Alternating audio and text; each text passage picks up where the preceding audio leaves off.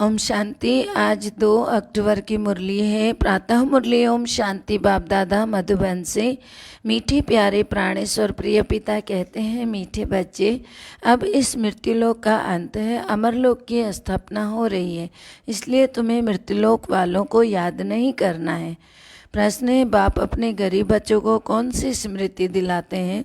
उत्तर है, बच्चे, जब तुम वाइसलेस पवित्र थे तो बहुत सुखी थे, तुम्हारे जैसा साहूकार दूसरा कोई नहीं था। अभी बाबा कहते हैं तुम अपार सुखी थे, उस समय धरती आसमान सब तुम्हारे हाथ में था। फिर बाबा कहते हैं अब बाप तुम्हें फिर से साहूकार बनाने आए हैं। गीत है, नयनहीन को राह दिखाओ प्रभु, पग पग ठोकर खाऊं मैं। ओम शांति, ओम शांति। मीठे मीठे रूहानी बच्चों, आत्माओं ने गीत सुना। किसने कहा? आत्माओं के रूहानी बाप ने कहा। रूहानी बाप को रूहानी बच्चों ने कहा। बाबा, उनको ईश्वर भी कहा जाता है, पिता भी कहा जाता है। कौन सा पिता? परम पिता। बाप हैं 2, एक लौकिक, दूसरा पारलौकिक। लौकिक बाप के बच्चे पारलौकिक बाप को पुकारते, हे बाबा। बाबा का नाम शिव है, वह शिव निराकारी पूजा जाता है, उनको कहा जाता है सुप्रीम फादर। लौकिक बाप को सुप्रीम नहीं कहा जाता। ऊंचे ते ऊंचे सभी आत्माओं का बाप एक ही है। तो बाबा कहते हैं सभी जीव आत्माएं उस बाप को याद करती हैं। आत्माएं यह भूल गई हैं कि हमारा बाप कौन है। फिर पुकारते हो गॉड फादर, हम नयनहीन को नयन दो, हम अपने बाप को पहचाने। भक्ति मार्ग में हम अंधे बनकर ठोकरे खाते रहते हैं, इन ठोकरों से छुड़ाओ। बाबा ही कल्प कल्प आकर भारत को हेवन बनाते हैं। अब कलयुग है, सतयुग आने वाला है। कलयुग और सतयुग के बीच को संगम कहा जाता है। यह पुरुषोत्तम संगम युग है। बेहद का बाप आकर जो भ्रष्टाचारी बन गए, उन्हों को श्रेष्ठाचारी पुरुषोत्तम बनाते हैं। लक्ष्मी नारायण जो पुरुषोत्तम थे, लक्ष्मी नारायण की डायनेस्टी का राज्य था। यह बाप आकर स्मृति दिलाते, तुम भारतवासी आज से 5000 वर्ष पहले स्वर्गवासी थे, अब नरकवासी हो। आज से 5000 वर्ष पहले यह भारत हेवन था। बहुत ही भारत की महिमा थी। सोने हीरे के महल थे, अब कुछ नहीं है। उस समय और कोई धर्म ही नहीं था। फिर सूर्यवंशी थे, चंद्रवंशी बने, फिर पीछे आते जाते गए। फिर बाप समझाते हैं कि तुम सूर्यवंशी थे, अब तक लक्ष्मी नारायण के मंदिर बनाते रहते हैं, देखो। परंतु लक्ष्मी नारायण का राज्य कब था किसी को पता नहीं है। कैसे राज्य पाया यह भी नहीं पता किसी को। पूजा करते हैं परंतु जानते तो नहीं है। ब्लाइंड फेथ हुआ ना, शिव की लक्ष्मी नारायण की पूजा करते हैं। बायोग्राफी को कोई जानते नहीं। भारतवासी खुद कहते हैं हम पतित हैं। हे पतित पावन बाबा, आओ, आकर हमको दुखों से, रावण राज्य से लिबरेट करो। बाप आकर सबको लिबरेट करते हैं। बच्चे जानते हैं सतयुग में एक ही राज्य था। कांग्रेसी लोग अथवा बापू जी भी यही मांगते थे, हमको फिर से राम राज्य चाहिए, हम स्वर्गवासी बनना चाहते हैं। अब भी यही मांगते हैं। तो बाबा कहते हैं कि नरकवासियों का क्या हाल है, देखो। अब देखो नरकवासियों का क्या हाल है, देख रहे हो। इनको कहा जाता है हेल, अर्थात डेविल वर्ड। यही भारत डीटी वर्ड था, अब डेविल वर्ड बन गया। बाबा समझाते हैं तुमने 84 जन्म लिए हैं ना, और 84 लाख, ना कि 84 लाख। यह तो शास्त्रों में गपोड़े लगा दिए। आज से 5000 वर्ष पहले सदगति मार्ग था, वहाँ न भक्ति न दुख का नाम निशान था। उनको सुखधाम कहा जाता है। बाप समझाते तुम असल में शांति धाम के रहने वाले हो। तुम यहाँ पाठ बजाने आए हो। पुनर्जन्म 84 होते हैं ना कि 84 लाख। अब बेहद का बाप आया हुआ है, तो बच्चों को बेहद का वर्षा देने के लिए आया है। बाप तुम आत्माओं से बात करते हैं और सत्संगों में मनुष्य मनुष्य को भक्ति की बातें सुनाते। लेकिन यहाँ बाबा कहते हैं बाबा बच्चों से बात करते, परमात्मा आत्माओं से। आधा कल्प जब भारत स्वर्ग था तो एक भी पतित नहीं था, अब एक भी पावन नहीं है। यह है पतित दुनिया। बाप समझाते हैं गीता में कृष्ण भगवान वाच लिख दिया है। कृष्ण भगवान नहीं है, ना कि उसने गीता सुनाई है। यह लोग अपने धर्म शास्त्र को भी नहीं जानते। अपने ही धर्म को भूल गए। धर्म मुख्य चार हैं। पहले आदि सनातन देवी देवता धर्म, फिर सूर्यवंशी जिसे कहते हैं, पीछे चंद्रवंशी, दोनों को मिलाकर कह देते हैं देवी देवता धर्म। वहाँ दुख का नाम नहीं था। 21 जन्म तुम सुख धाम में थे। फिर रावण राज्य भक्ति शुरू होता है। शिव बाबा कब आते हैं? जब रात होती है तो भारतवासी घोर अंधियारे में आ जाते हैं, तब बाबा आते हैं, गुड़ियों की पूजा करते हैं, रहते हैं, एक की भी बायोग्राफी नहीं जानते, भक्ति मार्ग में अनेक धक्के खाते रहते, तीर्थों पर जाओ, फेरा लगाओ, कोई प्राप्ति नहीं है। बाप कहते मैं आकर तुमको ब्रह्मा के द्वारा यथार्थ ज्ञान सुनाता हूँ। पुकारते हैं कि हमको सुख धाम और शांति धाम की राह बताओ। बाप कहते हैं आज से 5000 वर्ष पहले हमने तुम्हें बहुत साहूकार बनाया था, इतना धन दिया था, फिर कहाँ गवाया? तुम कितने साहूकार थे। भारत कौन कहलावे? भारत ही सबसे ऊंचा था। और बाबा कहते हैं यह इतना ऊंचे से ऊंचा खंड था, वास्तव में सबका यह तीर्थ है, क्योंकि पतित पावन बाप का बर्थ प्लेस यही है जिसको भारत कहते हैं। जो भी धर्म वाले हैं सभी की बाप आकर सदगति कर देते हैं। अब रावण का राज्य सारी सृष्टि में, सिर्फ लंका में नहीं कहा जा सकता, जबकि सूर्यवंशी राज्य था तब यह विकार नहीं थे।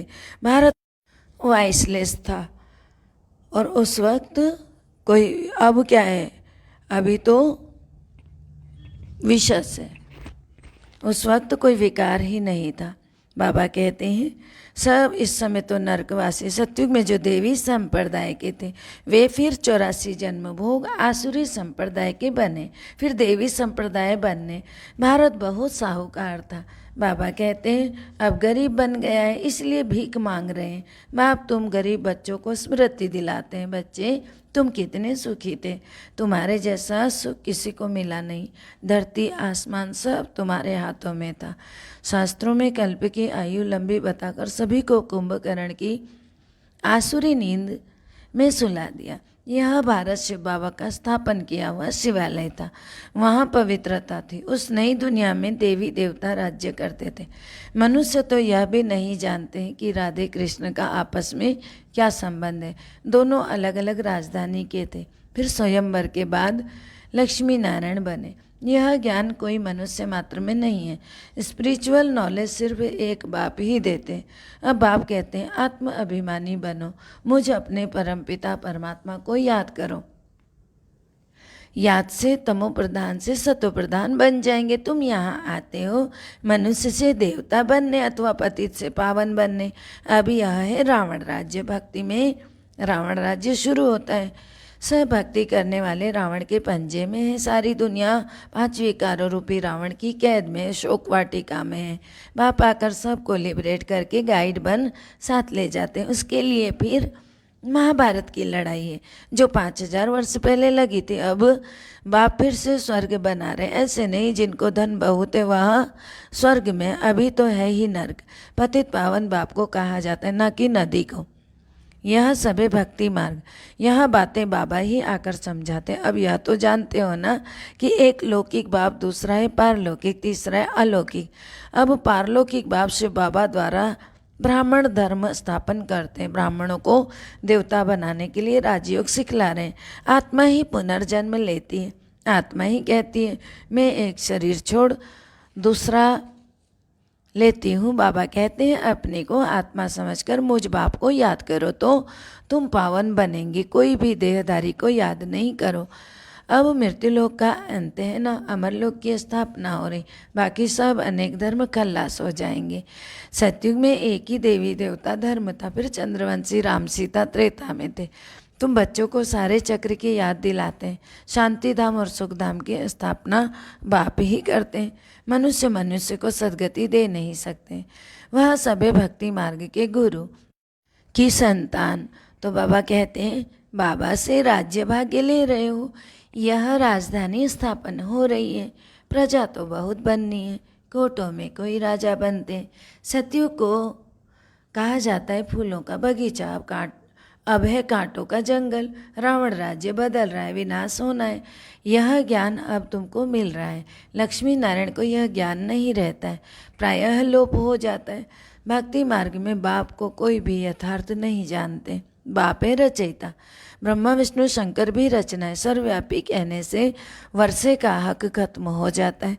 बाबा आकर सबको वर्षा देते हैं। 84 जन्म भगवान को ढूंढने के लिए कितने धक्के खाते हैं। अब तुम धक्के नहीं खाएंगे। एक बाप को याद करो तो तमो प्रधान से सतो प्रधान बन जाएंगे। यह है यात्रा, यह है गॉड फादरली यूनिवर्सिटी। तुम्हारी आत्मा पढ़ती है। साधु संत कह देते हैं आत्मा निर्लेप है, लेकिन आत्मा ही कर्मों के अनुसार दूसरा जन्म लेती है। आत्मा ही अच्छा व बुरा कर्म करती है। इस समय कलयुग में तुम्हारे कर्म विकर्म होते हैं। सतयुग में तुम्हारे कर्म अकर्म होते हैं। वहाँ विकर्म होता नहीं। वह है पुण्य आत्माओं की दुनिया। अच्छा, मीठे मीठे सिकिलदे बच्चों प्रति माता पिता बाप दादा का याद प्यार और गुड मॉर्निंग। रूहानी बाप की रूहानी बच्चों को नमस्ते। हम रूहानी बच्चों की रूहानी बाप दादा को दिल व जान से सिख व प्रेम से याद प्यार नमस्ते, गुड मॉर्निंग, डायमंड मॉर्निंग। मेरे मीठे प्यारे प्राणेश्वर पिता शुक्रिया। धारणा के लिए मुख्य सार है। पहला है, एक बाप से बेहद का वर्षा लेना है।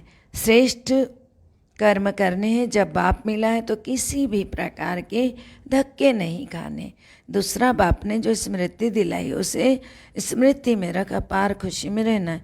कोई भी देहदारी को याद नहीं करना है। वरदान है, निमित्तपन की स्मृति द्वारा अपने हर संकल्प पर अटेंशन रखने वाले निवारण स्वरूप भव। निमित्तपन की स्मृति द्वारा अपने हर संकल्प पर अटेंशन रखने वाले निवारण स्वरूप भव। निमित्त बनी हुई आत्माओं पर सभी की नज़र होती है, इसीलिए निमित्त बनने वाले को विशेष अपने हर संकल्प पर अटेंशन रखना पड़े। अगर निमित्त बने हुए बच्चे भी कोई कारण सुनाते हैं तो उनको फॉलो करने वाले भी अनेक कारण सुना देते। अगर निमित्त बनने वालों में कोई कमी है तो वह छिप नहीं सकती है। इसीलिए विशेष संकल्प वाणी और कर्म पर अटेंशन दें, निवारण स्वरूप बनो। स्लोगन है, ज्ञानी तो आत्मा वह है जिसमें अपने गुण व विशेषताओं का भी अभिमान ना हो। ज्ञानी तो आत्मा वह है जिसमें अपने गुण व विशेषता का भी अभिमान ना हो। सर्व का भला हो, सब सुख पाएं, सब परमात्मा से जुड़ जाएं। सर्व का भला हो, सब सुख पाएं, सब परमात्मा से जुड़ जाएं। सर्व का भला हो, सब सुख पाएं, सब परमात्मा से जुड़ जाएं। अंत समय में अपना जीवन सफल बनाएं, मुक्ति जीवन मुक्ति को पाएं। ओम शांति।